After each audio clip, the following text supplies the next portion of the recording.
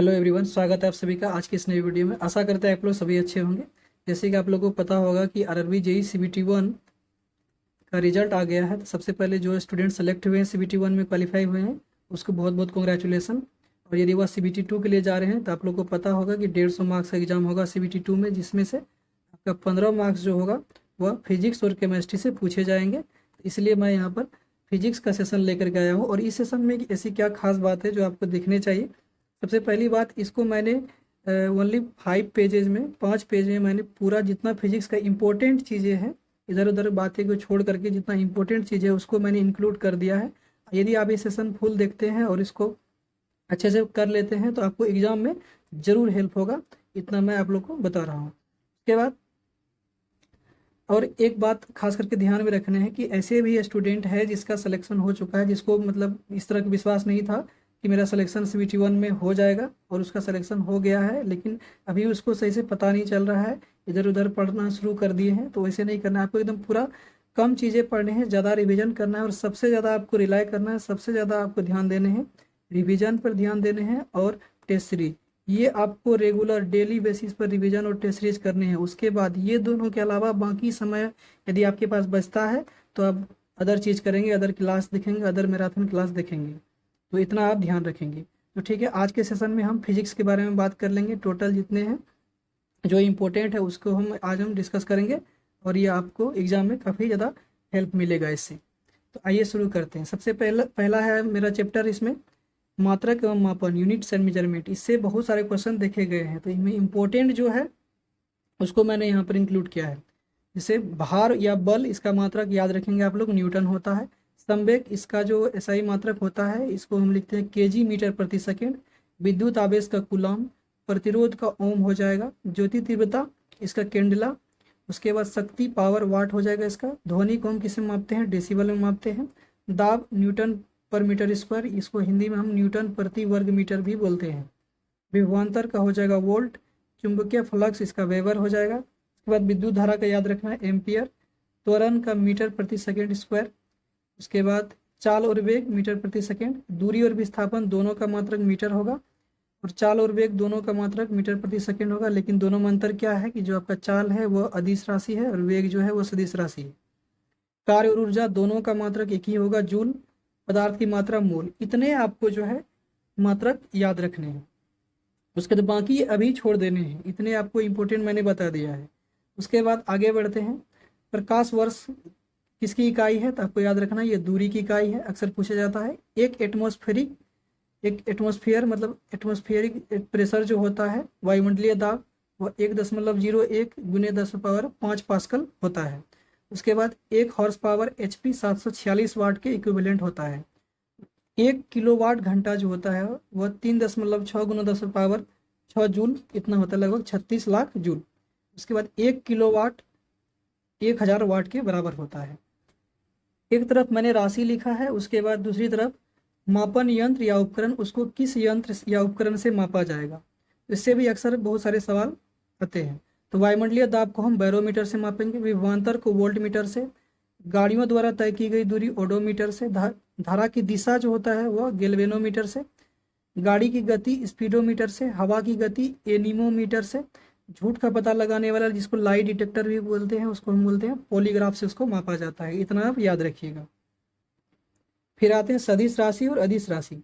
कौन कौन सी सदिश राशि है, वेग, त्वरण, विस्थापन, बल, भार, संवेग, इतने आपको याद रखने। ये सभी क्या है, सदिश राशि। सदिश राशि क्या होते हैं, जिसमें परिमाण और दिशा दोनों होता है, उसको हम सदिश राशि कहते हैं। उसके बाद अदिश राशि, बाकी इसके अलावा जो भी बच गया, जो आपका जो फिजिकल क्वांटिटी है लगभग जो जान पहचान में है, तो वह हो जाएगा आपका अदिश राशि। इसमें से लंबाई या दूरी, द्रव्यमान, समय, क्षेत्रफल, आयतन, कार्य और चाल, ये क्या हो जाएंगे, अदिश राशि। अदिश राशि में केवल इसमें परिमाण होंगे, दिशा नहीं होंगे। इतना आपको याद रखनी है। उसके बाद आगे बढ़ते हैं। दूसरा चैप्टर है हमारा यांत्रिकी, मैकेनिक्स। इसमें आपको कार्य करने की क्षमता कहलाती है ऊर्जा। ऊर्जा का डेफिनेशन पूछा जाता है। उसके बाद यदि किया गया कार्य शून्य है तो बल और विस्थापन के बीच का कोण कितना होगा, 90 डिग्री होगा। जैसे अगर आप इस तरफ फोर्स लगा रहे हैं और डिस्प्लेसमेंट इस प्रकार, विस्थापन इस तरफ हो रहा है, तो और यहाँ पर 90 डिग्री यदि कोण बन रहा है तो यहाँ पर जो कार्य होगा वह शून्य हो जाएगा। इसलिए कार्य जब शून्य होता है तो कौन से केस में होता है, जब बल और विस्थापन के बीच का जो एंगल होता है वो 90 डिग्री होता है, तब हम कार्य को शून्य मानते हैं। यह किस केस में होता है, यदि आप अपने सर पर कोई सामान ढोते हैं तो उस केस में आप इस डायरेक्शन में जा रहे हैं लेकिन आप सामान उठाए हुए हैं इस बल के डायरेक्शन में, परपेंडिकुलर होता है 90 डिग्री, तो यहाँ पर कार्य शून्य होता है, क्योंकि कार्य का डिफिनेशन जो आपका फॉर्मूला होता है बल गुना विस्थापन होता है, और इसमें हम लेते हैं आपका कोस थीटा, और थीटा यदि 90 डिग्री होगा तो ये 0 हो जाता है। उसके बाद छोटा सा बात आपको याद रखना है कि कार्य शून्य कब होंगे, जब बल और विस्थापन के बीच का कोण 90 डिग्री होगा। अभी वो आपको उतना डिटेलिंग में नहीं जाना है, सिर्फ आपको याद रख लेने हैं। उसके बाद कार्य बराबर बल गुना विस्थापन अभी याद रखने हैं आपको। उसके बाद किसी वस्तु पर किया गया कार्य वस्तु के द्रव्यमान पर निर्भर नहीं करता है, द्रव्यमान पर निर्भर नहीं करता है। उसके बाद यदि विस्थापन शून्य है तो कार्य भी क्या होंगे, शून्य होंगे। अगर यहाँ पर विस्थापन का वैल्यू हम 0 रख देंगे तो कार्य भी क्या हो जाएंगे, 0। 0 से अगर मल्टीप्लाई होगा तो कार्य भी 0 हो जाएगा। उसके बाद कार्य करने का जो रेट है, कार्य करने की दर जो है वह क्या कहलाएगा, शक्ति, पावर कहलाएगा। और शक्ति क्या हो जाएगा, कार्य करने की दर मतलब कार्य बट्टा समय, P बराबर W बट्टा T। फिर आते हैं गतिज ऊर्जा गैस के कणों में पाई जाती है, इतना आपको याद रखना है। स्थितिज ऊर्जा जो होता है पोटेंशियल एनर्जी जो होता है स्थितिज ऊर्जा, वह हो जाएगा आपका mgh। m क्या है, द्रव्यमान है, g क्या है, गुरुत्वीय त्वरण, इसका वैल्यू 9.8 मीटर प्रति सेकंड स्क्वायर, या यदि हम न्यूमेरिकल सॉल्व करना चाहते हैं तो 9.8 की जगह पर 10 हम इस्तेमाल करते हैं कैलकुलेशन के हिसाब से। उसके बाद यहाँ पर h हो जाएगा ऊंचाई। उसके बाद गतिज ऊर्जा जो होता है जिसको हम काइनेटिक एनर्जी कहते हैं, हाफ mv²। m क्या है, यहाँ पर द्रव्यमान है, v क्या है, उसका वेग है। उसके बाद यांत्रिक ऊर्जा जो होता है आपका स्थितिज ऊर्जा प्लस गतिज ऊर्जा मिला करके होता है आपका यांत्रिक ऊर्जा, मैकेनिकल एनर्जी। तो मैकेनिकल एनर्जी बराबर होता है kinetic energy plus potential energy. उसके बाद आगे बढ़ते हैं, किसी तने हुए रबर बैंड में किस प्रकार की ऊर्जा होगा, स्थितिज ऊर्जा होगा। जैसे बांध हो गया, उसके बाद जो खिलौनों में चाबी दिया जाता है, उसके बाद जो तना हुआ रबड़ है उसमें कौन सी ऊर्जा होगा, स्थितिज ऊर्जा नहीं, पोटेंशियल एनर्जी होगा। उसके बाद गति के नियम आ जाते हैं, किसने दिया था, न्यूटन, और ईस्वी आपको याद रखना है 1687 ईस्वी। तो न्यूटन के गति के नियम 3 है, जिसमें प्रथम नियम है यदि कोई वस्तु विराम में है तो वह विराम में ही रहेगा, और यदि गति में है तो वह गति में ही रहेगा जब तक कोई उस पर कोई बाहरी बल न लगे, और इसे हम जड़त्व का नियम भी कहते हैं। और एक बात याद रखिए कि प्रथम नियम जो होता है उस नियम से बल की परिभाषा मिलती है, और दूसरा नियम से बल का परिमाण मिलता है। न्यूटन के दूसरा नियम में हो जाएगा संवेग में परिवर्तन की दर लगाए गए बल के समानुपाती होता है, और यहाँ पर बल बराबर हम एक फॉर्मूला लिखते हैं, द्रव्यमान गुना त्वरण F बराबर ma। तो बल का जो ये फार्मूला आता है न्यूटन के द्वितीय नियम से आता है, और यहाँ पर हम 1 न्यूटन बराबर, यहाँ पर अगर द्रव्यमान की जगह पर kg लिखे और त्वरण मीटर प्रति सेकंड स्क्वायर, तो हो जाएगा 1 न्यूटन बराबर 1 kg मीटर प्रति सेकंड स्क्वायर। उसके बाद यदि जैसे कि मैंने बताया था आपको कि प्रथम नियम से हम बल का परिभाषा मिलता है हमें, और द्वितीय नियम से बल का परिमाण मिलता है, यानी फार्मूला मिलता है F बराबर ma। तीसरा नियम सबसे इजी है, प्रतिक्रिया के बराबर विपरीत प्रतिक्रिया होती है। उसके बाद नेक्स्ट आता है जड़त्व। जड़त्व क्या है, किसी स्थिर वस्तु के स्थिर रहने या गतिशील वस्तु के उसी गति से गतिशील रहने की प्रक्रिया जड़त्व कहलाती है। इसका मतलब ये हुआ जो वस्तु विराम में है वो विराम में ही रहना चाहता है, और जो गति में है वो गति में ही रहना चाहता है, तो इसे हम क्या कहेंगे, जड़त्व कहेंगे। उसके बाद आता है संवेग। संवेग का फॉर्मूला याद रखना है, संवेग बराबर द्रव्यमान गुना वेग। रॉकेट का उड़ान भरना किस सिद्धांत पर काम करता है, संवेग संरक्षण सिद्धांत के नियम पर। उसके बाद वेग का डेफिनेशन आपको विस्थापन के परिवर्तन की दर को वेग कहते हैं, यानी वेग बराबर विस्थापन बट्टे समय। विस्थापन का मात्रक मीटर और इस समय का मात्रक सेकेंड, मीटर प्रति सेकेंड इसका यूनिट हो जाएगा। त्वरण एक्सेलरेशन यह क्या हो जाएगा, वेग परिवर्तन की दर को त्वरण कहते हैं, त्वरण बराबर वेग बट्टे समय, और इसका यूनिट हो जाएगा वेग का मीटर प्रति सेकेंड, वेग का हो जाएगा इसका त्वरण का मीटर प्रति सेकेंड स्क्वायर हो जाएगा। अब जो रेखीय गति है उसके 3 समीकरण है। प्रथम v बराबर u plus A T, S बराबर U T plus half A T square, V square बराबर यू स्क्वायर प्लस 2as। और इसमें से u हो गया आपका प्रारंभिक वेग, v हो गया अंतिम वेग, v अंतिम वेग है, उसके बाद a आपका त्वरण है, t टाइम हो गया, और यहाँ पर s जो है वो आपका विस्थापन है।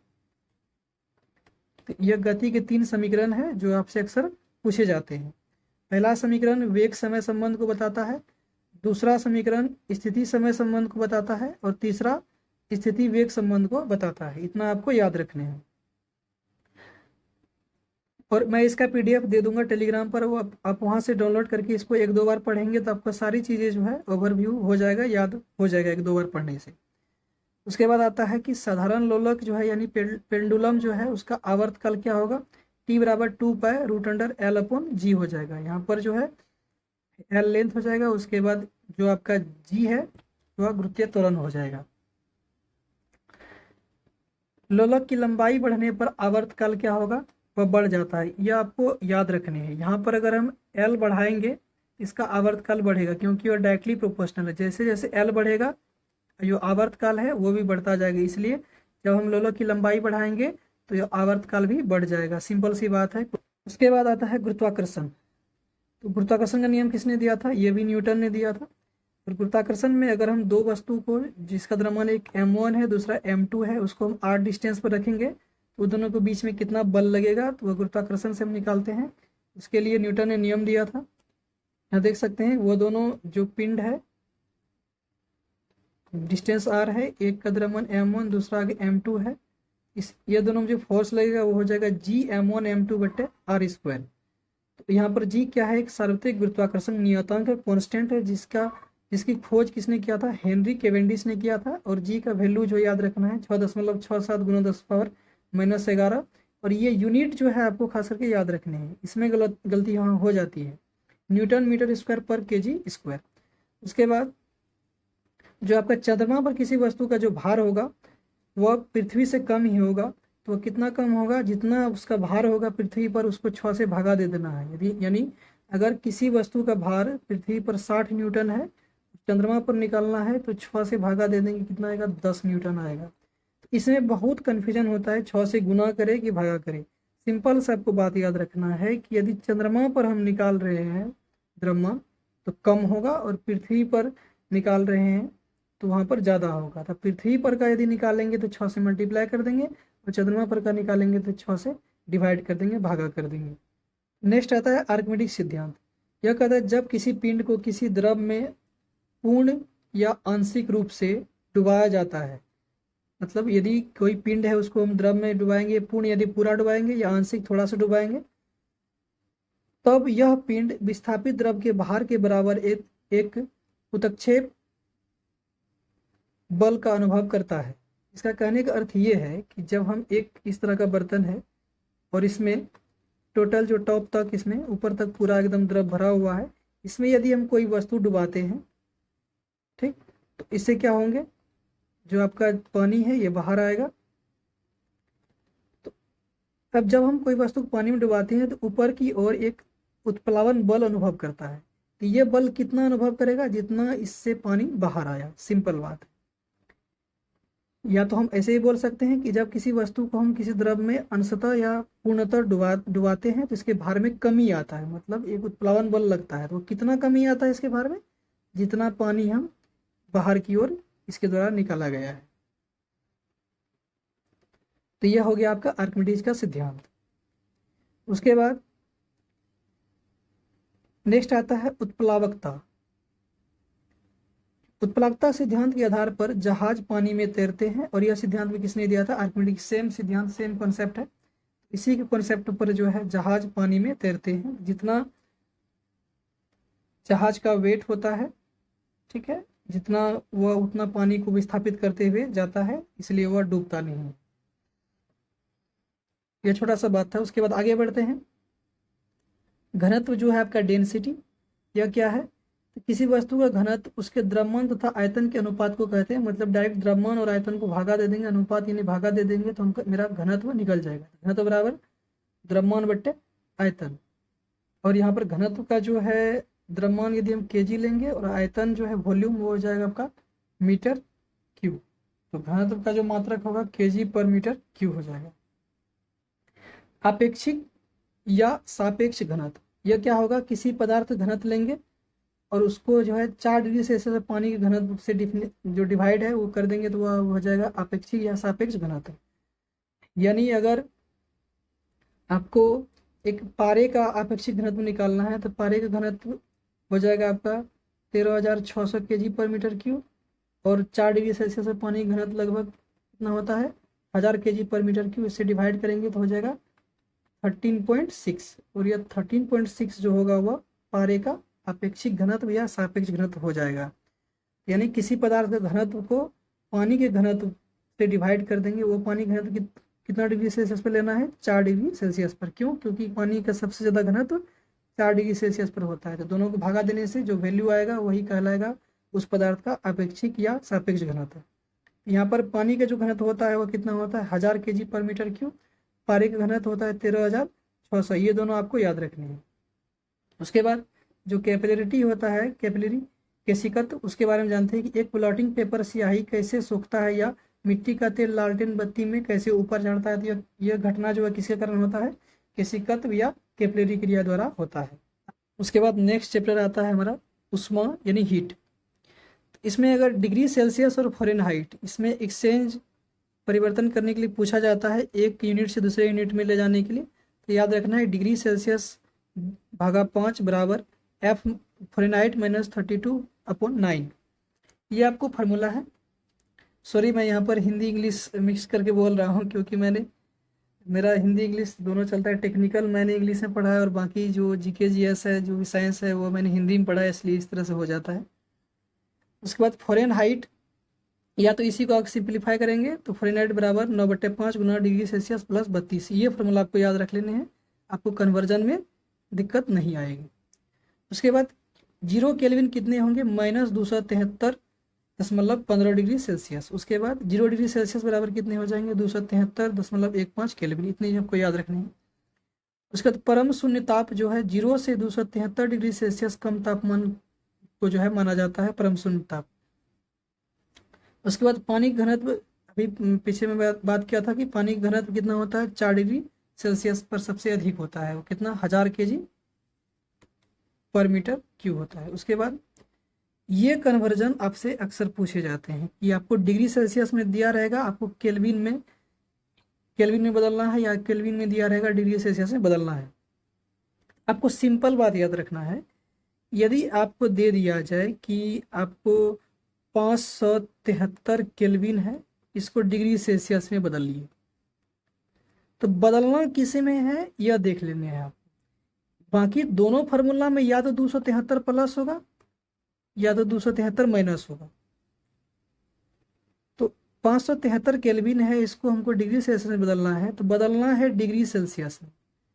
और यदि आप इस सी को सीधा करेंगे तो माइनस हो जाएगा। इसका मतलब क्या हुआ, डिग्री सेल्सियस में यदि बदलना है तो हमको जितना भी दिया रहेगा उसमें 273 को माइनस कर देना है। तो इसमें हो जाएगा आपका कितना 300 डिग्री सेल्सियस। उसके बाद यदि आपको दे दे 5 डिग्री सेल्सियस है, इसको आपको बदलने हैं केल्विन में। आपको देखना है कि बदलना किस में है, केल्विन में। केल्विन को अगर के को तोड़ मोड़ करेंगे तो इसमें हो जाएगा प्लस, इस तरह से। इसका मतलब प्लस करना है 273, तो 5 + 273 हो जाएगा आपका कितना 278 केल्विन। तो ये एक छोटा सा ट्रिक है कि आपको यह देखना है कि बदलना किस में है। इतना तो पता है 273 या तो घटाना है या तो 273 जोड़ना है। तो जिसमें बदलना हो, आंसर जिसमें चाहिए, उसको जो है आप इस तरह से कर देंगे। सी अगर इसको सीधा करेंगे तो माइनस हो जाएगा, इसका मतलब है कि -273 हमको करना होगा। केल्विन में बदलना है तो के को इस प्रकार करेंगे तो प्लस हो जाएगा, तो मतलब 273 हमें जोड़नी है। छोटा सा ट्रिक था, आपको शायद हेल्प करेगा, तो इसको ध्यान में रख लीजिएगा। मनुष्य के शरीर का तापमान यदि डिग्री सेल्सियस में पूछे तो 37 डिग्री सेल्सियस, और फ़ारेनहाइट में पूछे 98.6 डिग्री फ़ारेनहाइट होता है। उष्मागतिकी का 9वां नियम यह क्या कहता है कि जब दो प्रणालियां तीसरे प्रणाली के साथ उष्मा संतुलन में है तो वह एक दूसरे के साथ उष्मा संतुलन में होता है। उसके बाद आगे बढ़ते हैं तरंग, वेव। इससे भी बहुत अच्छे अच्छे क्वेश्चन देखने को मिलते हैं आपको। तो ध्वनि तरंग क्या है, एक अनुदैर्ध्य तरंग है। सबसे पहली बात आपको याद रखना है, इसमें तरंगों में कंपन तरंग के चलने की दिशा के समांतर गति करता है। तो अनुदैर्ध्य तरंग क्यों है? क्योंकि इसमें तरंग में जो कंपन होता है तरंग के चलने की दिशा के समांतर पैरेलल गति करता है, इसलिए। तो ये अनुदैर्ध्य तरंग का डिफिनेशन भी है। उसके बाद प्रकाश तरंग क्या है? ये अनुप्रस्थ तरंग है। जिस तरह से ध्वनि अनुदैर्ध्य तरंग है उसी प्रकार प्रकाश अनुप्रस्थ तरंग है। इसमें तरंगों में कंपन तरंग के चलने की दिशा के लंबवत हो जाएगा, और जो आपका अनुदैर्ध्य तरंग है उसमें समांतर होता था और इसमें लंबवत हो जाएगा। तो प्रकाश तरंग और ध्वनि तरंग एक दूसरे के विपरीत है। तो मनुष्य के लिए ध्वनि की जो श्रव्य सीमा है, श्रव्य सीमा मतलब जहां तक वह सुन सकता है, तो वह हो जाएगा 20 हर्ट्ज से लेकर के 20,000 हर्ट्ज की आवृत्ति तक वह आराम से सुन सकता है। और यदि डेसिबल में बात करें तो 80 डेसिबल ध्वनि तो वह सही से सुन सकता है। यदि 20 हर्ट्ज से कम ध्वनि हो तो मनुष्य नहीं सुन सकता, और यदि 20,000 से भी ऊपर हो तो वह नहीं सुन सकता। तो ये दोनों के बीच में जो भी रेंज आ जाएगा, जैसे 15,000 हर्ट्ज, मतलब ये दोनों के रेंज में आता है, तो इसका मतलब मनुष्य इसे सुन सकता है। ये श्रव्य सीमा के अंतर्गत इसका आता है। उसके बाद अल्ट्रासोनिक जो प्राश्रव ध्वनि तरंग है, जिसे चमगादड़, उसके बाद जो आपका एनिमल में जैसे कुत्ता हो गया, ये सब ही इसे सुन सकते हैं। तो वो होते हैं कितने? 20,000 हर्ट्ज से अधिक। उसके बाद हवा में ध्वनि की चाल आप लोग को पता होगा 332 मीटर प्रति सेकंड, कहीं कहीं आपको 330 मीटर प्रति सेकंड भी देखने को मिलेगा। ध्वनि की चाल जो होता है सबसे ज़्यादा ठोस में होता है, उसके बाद उससे कम द्रव में और सबसे कम गैस में होता है। क्योंकि यदि डेंसिटी बढ़ेगा, घनत्व बढ़ेगा, तो ध्वनि की चाल भी बढ़ती है। इसलिए यह क्रम याद रखिएगा, सबसे ज़्यादा ठोस में, उसके बाद द्रव में, उसके बाद गैस में। 25 डिग्री सेल्सियस पर ऑक्सीजन गैस में ध्वनि की चाल कितनी हो जाएगी? 316 मीटर प्रति सेकेंड। आसुत जल में ध्वनि की चाल 1498 मीटर प्रति सेकेंड। प्रतिध्वनि का सुनाई देना ध्वनि के परावर्तन की घटना है। यदि ध्वनि टकरा करके बार बार सुनाई देता है तो वो हमारा जो होता है वो प्रतिध्वनि होता है। तो वह किसके कारण होता है? ध्वनि के परावर्तन की घटना है वो। स्पष्ट प्रतिध्वनि सुनने के लिए परावर्तक तल से कम कितनी मीटर दूरी? 17 मीटर की दूरी पर खड़े होने हैं, और मूल ध्वनि और प्रतिध्वनि के बीच के समय अंतराल कम से कम 0.1 सेकेंड होना चाहिए। मतलब यदि आप कोई इस तरह का सामने दीवार है, आप यहाँ पर खड़े हैं और यहाँ से आप प्रतिध्वनि सुनना चाहते हैं, तो कितने डिस्टेंस होने चाहिए? आप यदि जो भी बोलते हैं वापस वो कब आएगा, अच्छे से सुनाई देगा? जब वह 17 मीटर के दूरी पर हो कम से कम। और इससे यदि नज़दीक जाएंगे तो आपको सही से प्रतिध्वनि सुनाई नहीं देगा। ठीक है, तो ये डाटा है 17 मीटर और 0.1 सेकेंड। ये थोड़ा सा आपको याद रख लेना है प्रतिध्वनि के केस में। उसके बाद आता है सोनार। सोनार का फुल फॉर्म क्या होता है? Sound navigation and ranging. SO से साउंड, N से नेविगेशन, इस एंड उसके बाद R से रेंजिंग हो जाएगा। अब सोनार का क्या उपयोग है? इसका उपयोग पानी के अंदर मौजूद वस्तुओं की दूरी, दिशा और गति का पता लगाने के लिए किया जाता है। इसमें ट्रांसमीटर और डिटेक्टर दोनों होता है। इतना याद रखना। सोनार का उपयोग क्यों? जो पनडुब्बी है, जो छुपे हुए दुश्मन के जो भी पनडुब्बी है, उसके बाद कोई हमें दूरी दिशा, किसी भी चीज़ का दूरी दिशा ज्ञात करना हो, जो वस्तु पानी के भीतर हो, तो वो हम सोनार से पता लगाते हैं। अब फुल फॉर्म इसे काफ़ी ज़्यादा बार पूछा जाता है, साउंड नेविगेशन एंड रेंजिंग। इसे याद रखिएगा। सोनार की तरह है रडार। रडार का फुल फॉर्म हो जाएगा रेडियो डिटेक्शन एंड रेंजिंग। उसके बाद नेक्स्ट चैप्टर हमारा आता है प्रकाश, लाइट। इसमें भी कुछ बातें आपको याद रखनी इंपॉर्टेंट। हवा में प्रकाश की चाल 3×10⁸ मीटर प्रति सेकेंड। प्रकाश की चाल सबसे ज़्यादा निर्वात में होता है, उसके बाद जो है द्रव उससे कम कांच में होता है। उसके बाद अपवर्तनांक क्या होता है? निर्वात में प्रकाश की चाल और जो माध्यम में है, माध्यम में प्रकाश की चाल को भगा देंगे तो हो जाएगा ये हमारा अपवर्तनांक। उसके बाद टिंडल प्रभाव प्रकाश के किस घटना पर आधारित है? वह परिकिरणन पर आधारित है। परिकिरणन क्या होता है कि कोई वो जो कण है, अगर कण पर कोई प्रकाश इस पे पड़ा है और वह चारों तरफ बिखर जाता है, तो यह घटना हमारा परिकिरणन कहलाता है। तो टिंडल प्रभाव भी किस घटना पर आधारित है? परिकिरणन पर आधारित है। उसके बाद दर्पण का जो फोकस दूरी होगा, F कैसे निकालेंगे? वक्रता त्रिज्या जितना रहेगा उसको डिवाइड बाय 2 करेंगे तो मेरा क्या आ जाएगा? फोकस दूरी, यानी F बराबर R/2। और इसको अगर अलग तरीका से लिखेंगे तो R बराबर क्या हो जाएगा? 2F। नेक्स्ट दर्पण सूत्र काफ़ी ज़्यादा इंपॉर्टेंट है। 1/F बराबर 1/V प्लस 1/U। F क्या है? फोकस दूरी दर्पण का, और V है आपका जो प्रतिबिंब है उसका दूरी। उसके बाद U जो है वो क्या है? आपका वस्तु दूरी है। यहाँ पर मैंने लिखा भी है F फोकस दूरी, V प्रतिबिंब दूरी और U वस्तु दूरी। अब अवतल दर्पण की फोकस दूरी ऋणात्मक होगी एवं उत्तल दर्पण की फोकस दूरी धनात्मक होगी, क्योंकि जब हम अवतल दर्पण बनाते हैं तो ये हमारा अवतल दर्पण होता है और यह लेफ्ट साइड में होता है इसका फोकस दूरी, इस तरह से लेते हैं तो इसलिए हम माइनस में लेते हैं। जब हम उत्तल दर्पण बनाते हैं तो इस तरह से बनाते हैं और इसका जो फोकस दूरी होता है राइट साइड में होता है चिन्ह परिपाटी के द्वारा। तो जो आपका उत्तल है उसका हो जाएगा प्लस फोकस दूरी, जो आपका अवतल दर्पण है उसका हो जाएगा आपका माइनस। इतना आप याद रखिएगा। उसके बाद अवतल दर्पण का उपयोग कहाँ होगा? हजामती दाढ़ी बनाने में, तथा उत्तल दर्पण का उपयोग गाड़ी के साइड मिरर में। यह काफी ज्यादा आपसे पूछा जाता है। अवतल दर्पण का उपयोग और भी जगह होता है। दंत चिकित्सक में रोगी की यानी नाक, आंख, कान देखने में हम अवतल दर्पण का उपयोग करते हैं। वाहनों के हेडलाइट में, साइड मिरर नहीं ये हेडलाइट है, हेडलाइट में अवतल दर्पण। हजामती दाढ़ी वाले इसके बारे में बात कर ली है। क्यों? क्योंकि इसमें आभासी और बड़ा प्रतिबिंब बनता है, इसलिए हम अवतल दर्पण का उपयोग इन जगहों में करते हैं। अवतल दर्पण में वस्तु तथा प्रतिबिंब की स्थिति, इनमें कुछ बहुत सारा केस है जहाँ पर हम वस्तु को रखते हैं और प्रतिबिंब बनता है। इसमें बहुत सारा चीज आपको याद नहीं रखना है, बस 3 पॉइंट आपको याद रखने हैं। पहला, ध्रुव और फोकस के बीच में रखेंगे तो प्रतिबिंब कैसा बनेगा? आभासी, बड़ा और दर्पण के पीछे। फोकस दूरी पर रखेंगे तो अनंत पर बनेगा। तो फोकस दूरी और अनंत एक दूसरे को रिलेट कर लीजिएगा। और वक्रता केंद्र पर रखेंगे तो वक्रता केंद्र पर ही बनेगा। कैसा बनेगा? वास्तविक, उल्टा और वस्तु के बराबर। आवर्धन क्या हो जाएगा? प्रतिबिंब की जितनी ऊंचाई होगा उसको हम डिवाइड करेंगे वस्तु की ऊंचाई से, मतलब m बराबर h डैश बटे h। h डैश क्या है? प्रतिबिंब की ऊंचाई, और h क्या है? वस्तु की ऊंचाई। और इसका कोई भी इकाई नहीं होगा, क्योंकि h अगर इसका मात्रक हम सेंटीमीटर लेते हैं और इसका मात्रक भी सेंटीमीटर लेते हैं तो कट जाता है, तो कोई भी यूनिट इसका नहीं मिलता। आवर्धन का कोई भी यूनिट नहीं होता है।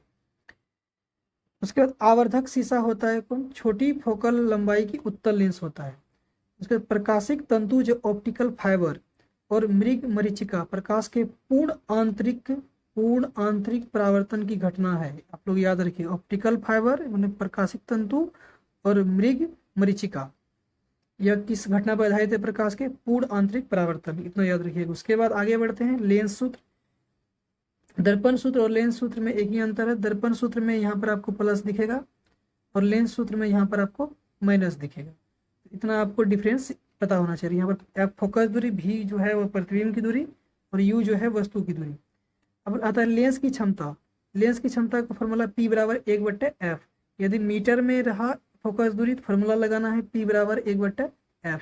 यदि आपका फोकस दूरी सेंटीमीटर, जनरली आपको सेंटीमीटर में दिखेगा, यदि सेंटीमीटर में फोकस दूरी दिया रहेगा तो P बराबर लगाना है आपके फॉर्मूला 100/f। यहाँ पर लेंस की क्षमता का मतलब क्या हो जाएगा? डायोप्टर। निकट दृष्टि दोष, जिसको हम मायोपिया भी कहते हैं, इसमें क्या होता है? जनरली दूर वाला वस्तु जो होता है वो स्पष्ट दिखाई नहीं देता है, निकट का वस्तु दिखाई देता है। ठीक है, तो इसमें निवारण के लिए कौन सा लेंस याद रखिएगा? अवतल लेंस। अब दूर दृष्टि दोष, जिसको हम हाइपरमेट्रोपिया भी कहते हैं, इसमें क्या प्रॉब्लम होता है? निकट का वस्तु स्पष्ट दिखाई नहीं देता है। इसका निवारण किस लेंस से? उत्तल लेंस से किया जाता है। अब नेक्स्ट आते हैं, प्रकाश आंख में कॉर्निया से प्रवेश करता है। जैसे अगर आंख का, नेत्र का फिगर बनाते हैं इस तरह से,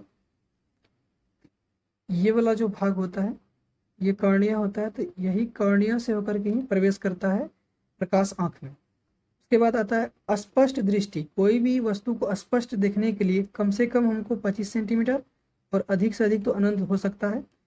तो यह हो गया स्पष्ट दृष्टि की न्यूनतम दूरी 25 सेंटीमीटर और अधिकतम दूरी, इसका कोई लिमिट नहीं है, अनंत तक हम देख सकते हैं। लेकिन नज़दीक से नज़दीक हम 25 सेंटीमीटर तक ही देख सकते हैं, उससे नज़दीक हम नहीं देख सकते, स्पष्ट नहीं दिखाई देगा। उसके बाद प्रकाश का वर्ण विक्षेपण। वर्ण विक्षेपण क्या है? जब श्वेत प्रकाश को प्रिज्म से गुजारते हैं तो कितने भागों में बढ़ता है? ये 7 भागों में बढ़ता है। और वो 7 जो कलर है उसको भी याद रखेंगे, बैगनी, जामुनी, नीला, हरा, पीला, नारंगी और लाल। और इसे हम हिंदी में याद रखते हैं बैजानी, पिनाला, और इंग्लिश में वाइब्ग्योर से याद रखते हैं।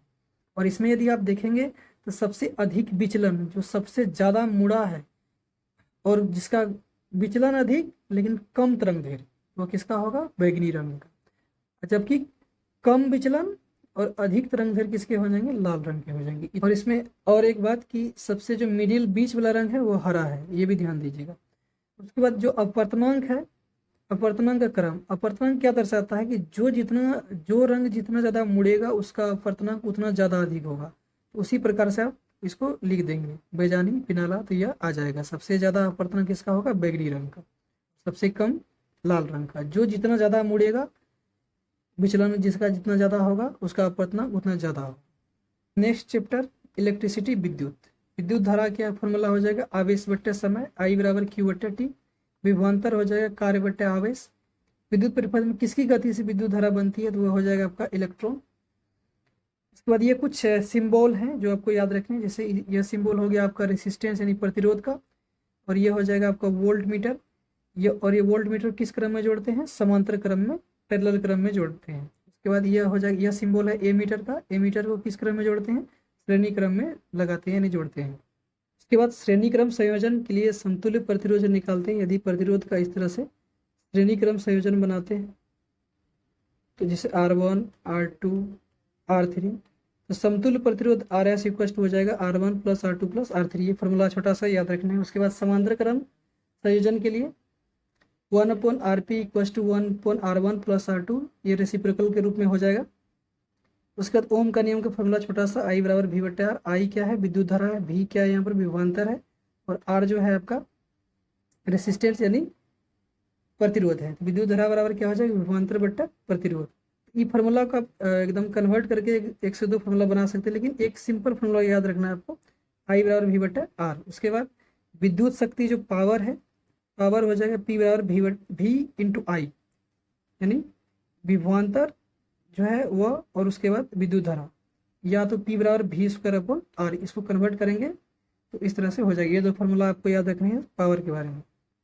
प्रतिरोध जो है, प्रतिरोध किसके समानुपाती होता है? लंबाई के। लंबाई बढ़ने पर प्रतिरोध बढ़ता है। ये इसको हम समानुपाती या अनुक्रमानुपाती बोलते हैं। उसके बाद जो आपका क्रॉस सेक्शनल एरिया है, यदि इस तरह से तार है और इसका क्रॉस सेक्शनल एरिया इस प्रकार हो जाएगा, यह इसके व्युत्क्रमानुपाती होता है यानी रेसिप्रोकल होता है। यदि अनुप्रस्थ काट का क्षेत्रफल या मोटाई बढ़ाएंगे तो प्रतिरोध घटेगा, विपरीत होगा। उसके बाद ताप बढ़ने पर प्रतिरोध बढ़ता है।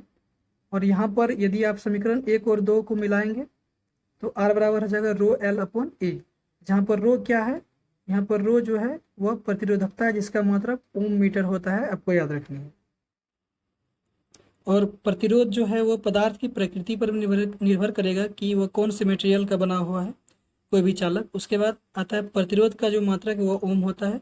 उसमें किसी चालक में उष्मा का मान, यदि कोई भी परिपथ है, कोई भी आपका चालक तार है, उसमें रेगुलर अगर विद्युत धारा प्रवाहित होगा तो उसमें जो है हीट उत्पन्न होता है। तो वह हीट का जो मान है, फार्मूला याद रखेंगे, H बराबर I स्क्वायर RT। यहाँ पर आपका I जो है वह विद्युत धारा का मान है, R प्रतिरोध है। उसके बाद T जो है कितने समय तक, कितने टाइम तक विद्युत धारा प्रवाहित हुई है, यह दिखाता है। उसके बाद जो आप यूनिट निकालते हैं, कितना यूनिट ऊर्जा खपत हुआ है, तो उसके लिए फार्मूला वाट इंटू घंटा इंटू जितना आपका दिन है उस मल्टीप्लाई करके आप 1000 से भागा कर देंगे तो वह यूनिट निकल जाएगा। उसके बाद ऊर्जा का जो आपका यहाँ फार्मूला बनेगा वह शक्ति गुना समय बनेगा। उसके बाद व्यय हुई विद्युत ऊर्जा जो है, या सिंपल जितने भी आपके पास क्वांटिटी रहेंगे, जो आपका विभवांतर रहेगा, जो आपका विद्युत धारा रहेगा, जो आपका जितना घंटा चला है, उसके बाद जितना दिन चला है, सबको मल्टीप्लाई करके 1000 से आप डिवाइड कर देंगे तो वो आ जाएगा। ये दोनों फार्मूला जो एक दूसरे से कोरिलेट है कि आप जितने भी क्वांटिटी दिया रहेगा सबको मल्टीप्लाई करके 1000 से भाग दे देना है, तो शॉर्टकट में आप इसको याद रख सकते हैं। उसके बाद डायनमो यानी जनरेटर, या इसको हम विद्युत यंत्र भी बोलते हैं, इसका क्या काम है? जो आपका यांत्रिक ऊर्जा है उसको विद्युत ऊर्जा में कन्वर्ट करता है। जो आपका विद्युत मोटर है जस्ट डायनमो इसके उल्टा है। यह जो है यांत्रिक ऊर्जा को विद्युत ऊर्जा में बदलता था, और यह जो है विद्युत ऊर्जा को यांत्रिक ऊर्जा में बदलता है। यानी हम करंट प्रवाहित करते हैं तब हमें यह यांत्रिक ऊर्जा देता है, तब यह आर्मेचर घूमता है। उसके बाद विद्युत धारा जो है इसको मापने वाला यंत्र क्या कहलाता है? एमीटर। उसके बाद जो आपका विद्युत तापन उपकरण है, जैसे तापन उपकरण हो जाएगा आपका विद्युत हीटर हो जाएगा, आयरन हो जाएगा, इसमें किसका तार का उपयोग होता है? नाइक्रोम का। छोटा सा बात है, याद रखिएगा। ट्रांसफार्मर क्या करता है? जो आपका जो उच्च एसी करंट है उसको निम्न एसी करंट में बदलता है। विद्युत बल्ब का फिलामेंट, जैसे एज यू नो, यह किससे बनता है? टंगस्टन का बना होता है। विद्युत चुंबकीय प्रेरण की खोज किसने की? माइकल फैराडे ने। और फ्लेमिंग का वामहस्त जो है, वामहस्त नियम जो है फ्लेमिंग का, वह क्यों हम उपयोग करते हैं? वह बल की दिशा ज्ञात करने के लिए। यदि हम तर्जनी, मध्यमा और अंगूठा को लंबवत फैलाते हैं तो यदि तर्जनी चुंबकीय क्षेत्र और मध्यमा याद रखिएगा धारा की दिशा में हो, तब जो है अंगूठा किसकी दिशा बताती है, जो बल की दिशा बताती है। और यह इससे हम मोटर जो होता है उसमें हम निकालते हैं कि चालक पर किस दिशा में बल लगता है। और तीनों अंगुलियां जो है परस्पर लंबवत होनी चाहिए, 90 डिग्री होना चाहिए। उसके बाद फ्लेमिंग का वाम हस्त की तरह ही ये दक्षिण हस्त नियम। दक्षिण हस्त नियम में हम क्या निकालते हैं, धारा की जो दिशा है वह बताने के लिए काम आता है। इसमें यदि तर्जनी को चुंबकीय क्षेत्र सेम है, वाम हस्त में भी चुंबकीय क्षेत्र में था। उसके बाद अंगूठा गति की दिशा में, तो मध्यमा जो होता है हमारा क्या बताएगा, धारा की दिशा बताएगा। चुंबक में चुंबकीय क्षेत्र रेखाएं उत्तरी ध्रुव से निकल करके दक्षिणी ध्रुव तक जाती है। यहाँ से आप देख सकते हैं कि नॉर्थ पोल से निकल करके साउथ पोल की ओर जा रही है। तो और इसमें चुंबकीय क्षेत्र रेखा जो उसका कुछ कुछ गुण होता है उसको देख लेते हैं। तो चुंबकीय क्षेत्र रेखा के किसी भी बिंदु पर खींचा गया स्पर्श रेखा क्षेत्र की दिशा बताती है। मतलब यदि आप इस पॉइंट पर, यहाँ एक कोई ए पॉइंट है और ए पॉइंट पर हम विद्युत क्षेत्र की दिशा ज्ञात करना चाहते हैं, तो यहाँ पर सिर्फ आप स्पर्श रेखा खींच देंगे, तो जिस डायरेक्शन में स्पर्श रेखा रहेगा वह हो जाएगा विद्युत क्षेत्र की दिशा हो जाएगा। उसके बाद विद्युत क्षेत्र रेखा कभी भी एक दूसरे को नहीं काटता है। रीजन ये है कि अगर विद्युत क्षेत्र रेखा एक दूसरे को काट देगा तो एक पॉइंट पर दो डायरेक्शन हो जाएंगे विद्युत क्षेत्र दिशा का, जो संभव नहीं है, इसलिए यह एक दूसरे को कभी भी नहीं काटता है। विद्युत चुंबक या कृत्रिम चुंबक में मृदु लोहा यानी नरम लोहा का उपयोग किया जाता है। इसका जो कोर दिया जाता है विद्युत चुंबक का, वह नरम लोहा का दिया जाता है। यदि फेरो की संख्या n गुना किया जाए तो चुंबकीय क्षेत्र का मान भी n गुने हो जाएंगे। उसके बाद सिलिकॉन और जर्मेनियम ये दोनों क्या है, सेमीकंडक्टर यानी अर्धचालक है। इसमें जो आपका धातु है और अधातु दोनों के गुण पाए जाते हैं। एक्सरे का खोज किसने किया था, रोंटगन, आप याद रखेंगे। इसके बाद लेज़र का जो है पूर्ण रूप, एल से हो जाएगा लाइट, ए से हो जाएगा एम्पलीफिकेशन, उसके बाद एस से हो जाएगा स्टिमुलेटेड, उसके बाद ई से हो जाएगा इमिशन, उसके बाद ऑफ रेडिएशन। ये छोटा सा आपका फुल फॉर्म है, इसे आप देख लेंगे। उसके बाद प्रत्यावर्ती धारा यानी एसी करंट जो है, इसका आविष्कार किसने किया था, निकोला टेस्ला किया था। और यहाँ पर जो है जो भी जितने भी सारे इंपॉर्टेंट पॉइंट बन रहे थे इसको मैंने लगभग इंक्लूड कर दिया है। और यदि इसका आप पीडीएफ डाउनलोड करना चाहते हैं, टेलीग्राम चैनल जो है वहाँ से आप इसको डाउनलोड कर सकते हैं और इसे एक दो बार पढ़ करके आप जरूर जाइएगा। इसमें जितने भी सारे पॉइंट लिखे हुए हैं वो आपको जरूर एग्जाम में देखने को मिलेंगे, कुछ कुछ आपको जरूर हेल्प होंगे। तो ठीक है, मिलते हैं आप लोग से नई वीडियो में नए टॉपिक के साथ।